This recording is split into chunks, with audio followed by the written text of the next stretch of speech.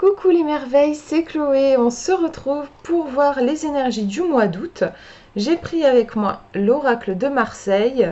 Si besoin, j'ai à côté de moi le Sacred Symbols Oracle Deck pour recouvrir. Donc on va regarder les cartes. Je vais vous laisser choisir en vous concentrant sur ce mois d'août. Vous avez 3 tirages à chaque fois, j'ai tiré 2 cartes. Premier tirage ici, deuxième au milieu et troisième là. Je vous laisse faire votre choix et on va regarder ensemble ces énergies. Si vous avez choisi le premier tirage, première carte, on a le choix. Donc pour ce mois d'août, vous pourriez être confronté à un choix. On a un personnage ici qui est à la croisée des chemins.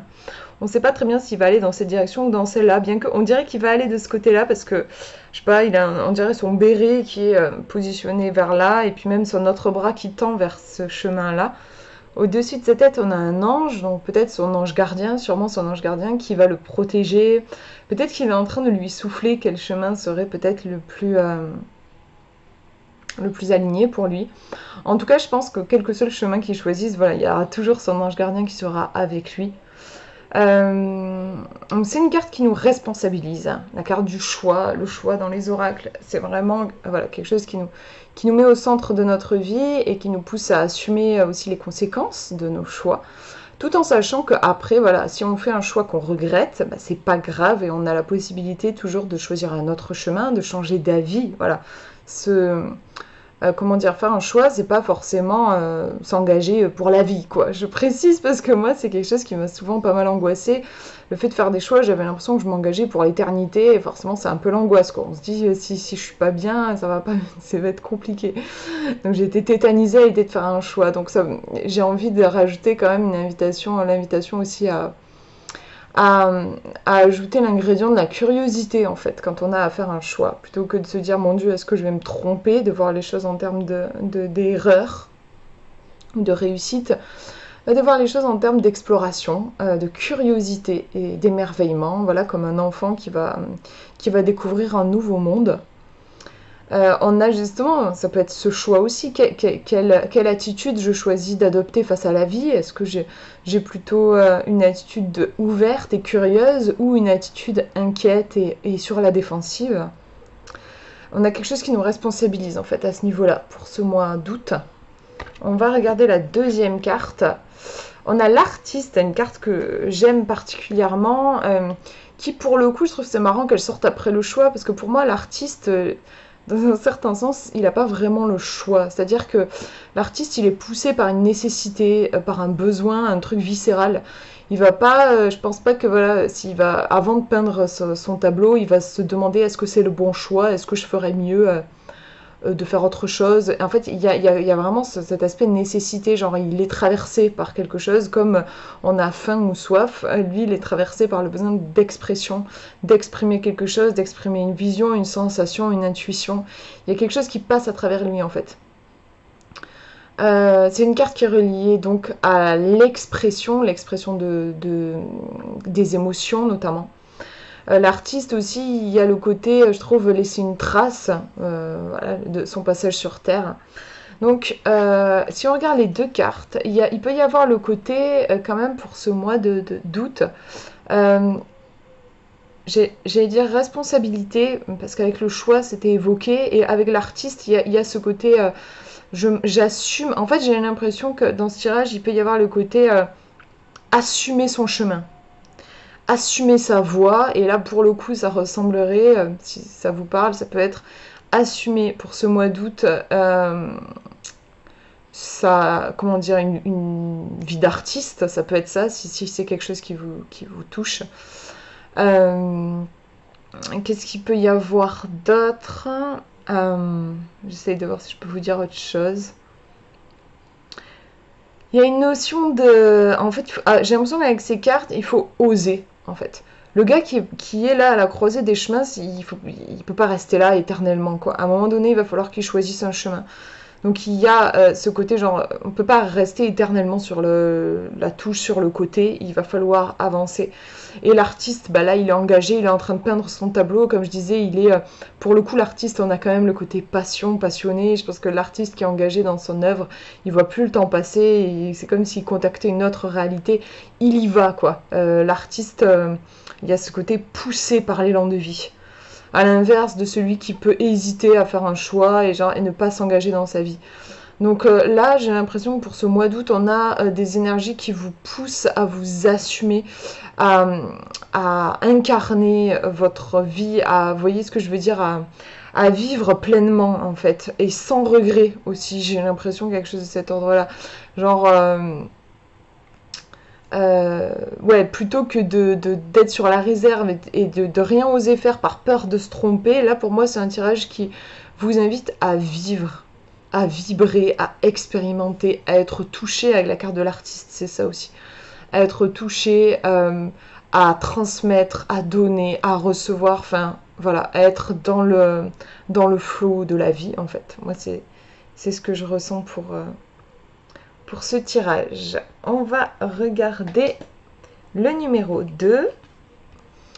Pour le mois d'août, on a la revanche avec un roi et une reine qui semblent jouer à une partie d'échecs. Alors c'est une carte qui nous... Alors bien sûr qui peut faire penser au conflit. La revanche, c'est voilà quand on estime qu'on a été... Enfin voilà, qu'on a perdu une bataille, on va relancer quelque chose pour espérer cette fois-ci triompher. Il y a quand même un petit rapport de force qui peut apparaître avec cette carte. C'est justement une carte qui nous invite à méditer sur quel va être l'après. Parfois on peut avoir envie de prendre sa revanche par rapport à quelqu'un qui on estime nous a blessés, mais finalement cette carte nous invite à réfléchir à qu'est-ce qui va se passer après, genre dans les semaines, dans les mois qui suivent. Si effectivement j'ai ma revanche, peut-être que je vais être super contente ou content sur le coup, mais qu'est-ce que ça va donner par la suite? Peut-être pas forcément quelque chose d'épanouissant. Qu'est-ce que je cherche dans le fond? Je pense qu'on cherche tous la paix. Est-ce que c'est en brandissant les armes qu'on a de meilleures chances d'apporter la paix, quoi? En gros, c'est une réflexion un petit peu comme ça qu'apporte la carte. On va regarder la deuxième carte pour avoir plus d'informations. Mais voilà, il peut y avoir un côté genre, est-ce que cette lutte en vaut réellement la peine? Alors, ça peut être une lutte contre quelqu'un. Ça peut être une lutte aussi contre soi-même, contre une énergie en particulier qui nous parasite. Enfin bref, c'est pas forcément quelqu'un.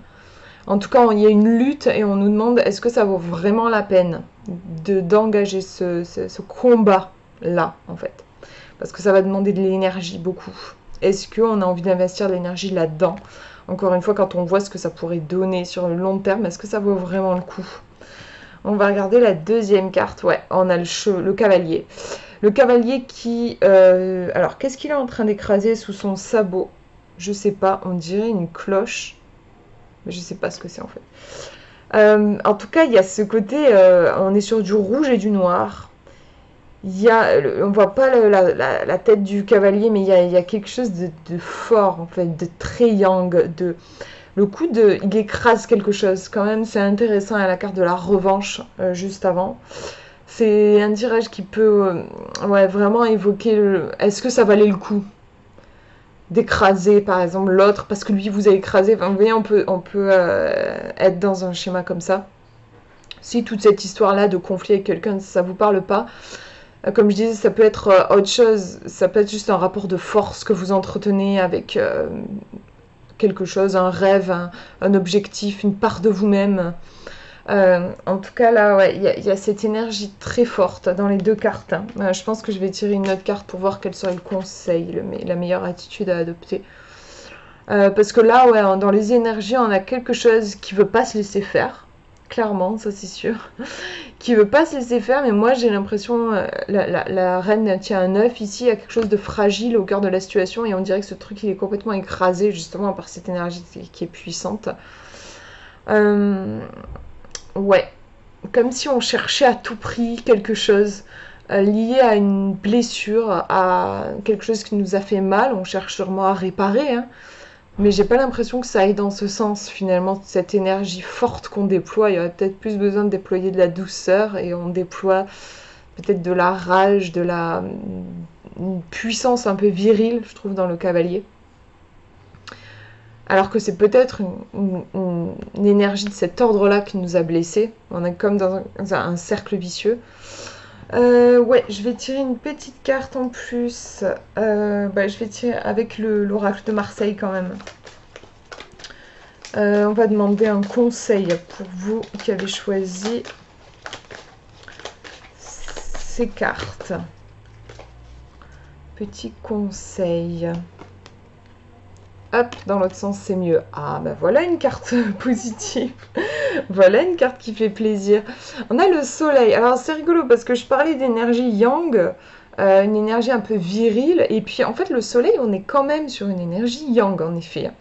Donc, c'est bien une énergie yang dont on a besoin, mais pas celle à laquelle on croirait peut-être en premier. C'est-à-dire que là, pour moi, le cavalier, dans le contexte du tirage, on a une énergie qui est un peu belliqueuse, quoi. Ouais, dans le conflit potentiel. Je sais pas si c'est fait exprès, mais quand on regarde la carte, il y a une espèce de G, un O, je voyais le go en anglais, genre maintenant j'y vais, quoi. Il y a quelque chose de, voilà, de très engagé. Le soleil, on est aussi dans une énergie yang, hein. Mais là, c'est une énergie qui est bienfaitrice. La carte du soleil, c'est tout ce qui est en lien avec le succès, la réussite, le rayonnement personnel. Et là, c'est intéressant, je pense, vu les cartes précédentes. Si vous vous êtes senti, en effet, un peu rabaissé, blessé, que ce soit par quelqu'un ou par la vie, et que donc vous avez un peu envie de prendre votre revanche, en gros, on vous dit, plutôt que d'être dans cette énergie un peu guerrière, on vous invite à rayonner, à être dans le rayonnement, et on a aussi une histoire de confiance en soi avec le soleil, hein. Donc, plutôt que d'être en mode conquérant, donc genre on m'a pris mon territoire, je vais venir le conquérir à nouveau, en gros. Et ici, ça va être je me ressens sur moi et je me concentre pour apporter du soleil en moi et irradier.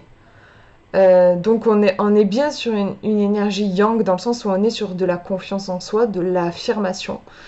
Mais genre ça me fait penser à l'arcane de la force en fait dans le tarot.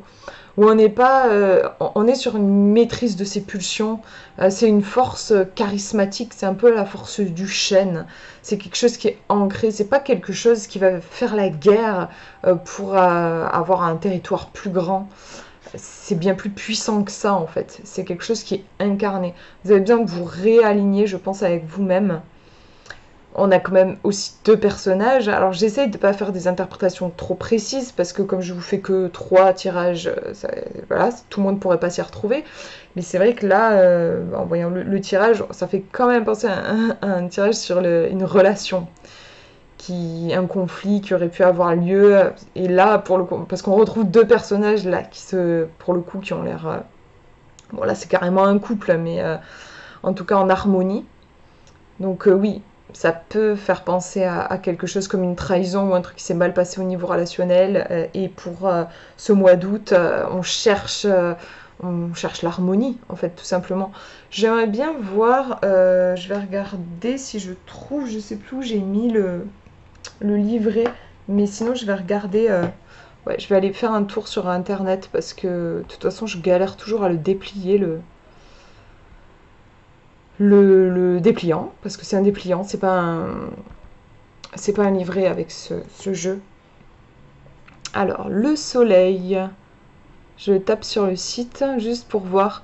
Le soleil, symbole de vitalité et de succès, représente l'épanouissement. Il invite à rayonner de confiance, ouais, voilà, et d'optimisme, à laisser briller notre vraie nature, ça aussi c'est important, je pense, et à vivre pleinement notre vie. Encore une fois, notre vie, pas celle des autres. Il nous rappelle que tout est possible si nous croyons en nous. Ouais. On a vraiment... en fait, la carte de la revanche et tout ça, c'est vrai, en fait, c'est une faille qui a lieu au niveau de la confiance en soi, hein. Donc que ce soit à travers un conflit que vous avez vécu ou une épreuve difficile que vous avez vécue dans votre vie, en gros, il y a une faille qui a eu lieu probablement pendant ce mois de juillet au niveau de la confiance en vous.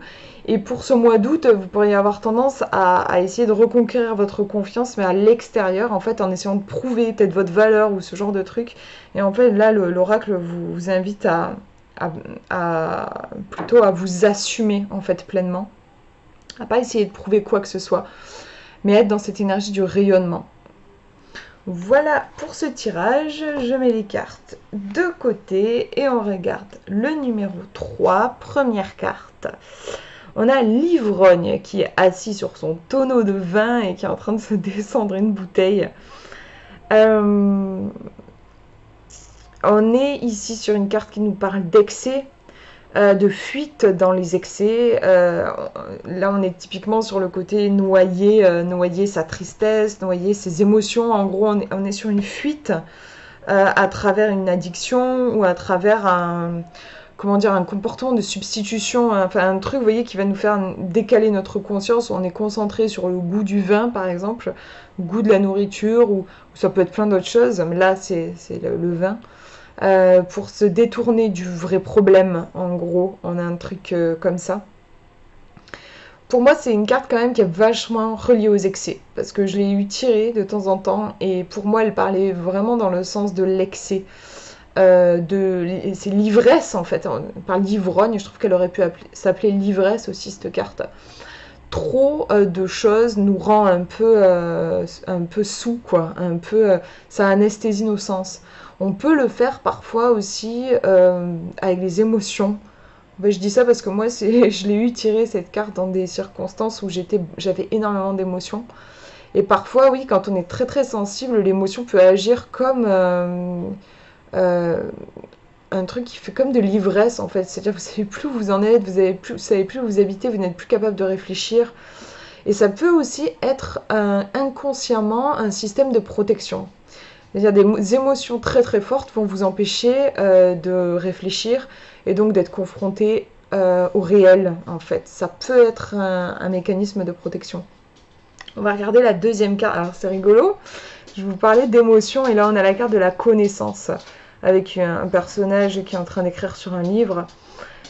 C'est intéressant, je trouve que je vous parlais d'émotions, un peu d'hypersensibilité, et là on a une énergie qui est à l'inverse, je dirais. C'est-à-dire que je pense que c'est pas une personne qui est emportée par ses émotions, c'est plutôt une personne réfléchie, qui étudie avant de se lancer dans, je sais pas, dans un projet par exemple. C'est quelqu'un de calme. D'ailleurs, c'est intéressant aussi si on imagine qu'on rentre dans la carte, on a quelque chose de paisible ici avec le petit ruisseau derrière, on a l'horizon qui est dégagé. Là, on ne sait pas très bien, mais bon, moi j'imagine que, bon, bien qu'on ait une étoile là, mais moi j'imaginais le personnage plutôt dans une cave en fait, dans un enfermement. Tandis que là, on a quelque chose de beaucoup plus serein et une ouverture. Je pense que pour ce mois d'août, on pourrait avoir quelque chose, un bouleversement au niveau peut-être émotionnel, quelque chose qui vient nous activer à ce niveau-là. Et un besoin, en fait, là, il y a un besoin de trouver un équilibre, je pense, entre l'émotionnel qui nous fait un peu avoir la tête dans le guidon, quoi, et je sais pas comment dire, la capacité d'observation, le détachement. Voilà, la connaissance permet quand même un certain détachement. Et cette carte-là apporte un détachement, alors que celle-là, elle vous fait rentrer la tête la première dans la situation. Donc pour ce mois d'août, il y a peut-être que des fois vous allez un peu danser entre ces deux énergies, genre des fois être pleinement dedans et après genre vous vous rendez compte que vous êtes allé trop loin ou que c'est juste pas possible, vous en sortez pas, du coup vous reprenez de la distance et peut-être qu'à un moment donné l'énergie de l'ivrogne reviendra. Enfin voilà, on a en tout cas, je pense, des énergies qui vont dans ce sens-là, dans quelque chose d'intense, qui a besoin de prendre de la distance. Je pense que vous avez besoin de prendre de la distance. Allez, je me dis, j'ai envie de tirer parce que j'avais le Sacred Symbols à côté de moi et j'ai pas tiré de carte pour les autres tirages. Là, j'ai envie pour celui-ci d'apporter une petite touche de conseil pour vous qui avez choisi ce tirage. On va voir un petit peu avec cet ivrogne et la connaissance. Un conseil. L'ivrogne et la connaissance. Un conseil. Ouais, vous voyez, on est sur l'ancrage ici, avec la terre. Donc ouais, je vais regarder quand même le livret, mais je pense vraiment, oui, c'est bien ce que j'avais senti. Avec la carte de l'ivrogne, oui, on a toujours un besoin d'ancrage en fait, parce qu'on part dans des excès qui ne sont pas bons. Alors ouais, c'est un jeu qui est en anglais, donc je vais faire la petite traduction. Hop, hop, hop.